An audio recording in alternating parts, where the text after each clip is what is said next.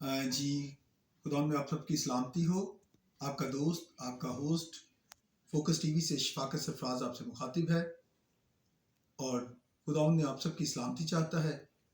आज कुछ बातें आपके साथ शेयर करने का मकसद ये है कि हम जो बहुत ज़्यादा अकड़ते हैं या अपने आप में अकड़ाव रखा हुआ है, हमें चाहिए कि हम हलीम बने, क्योंकि खुदा ने लिखा है हलीम और फरोतन, लिखा है नरम ज़बान हड्डी को भी तोड़ देती है।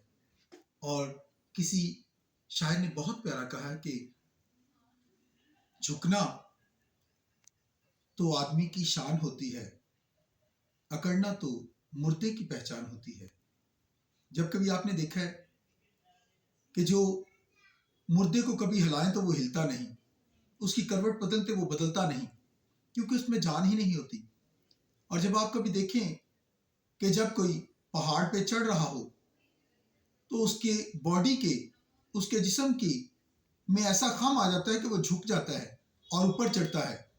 और जब कोई पहाड़ से नीचे आता है तो वो अकड़ा होता है, कहीं गिर ना जाए।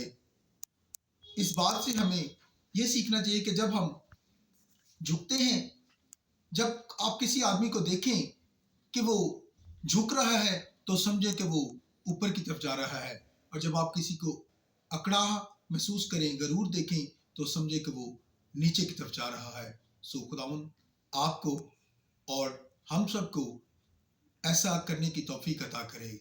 आमीन।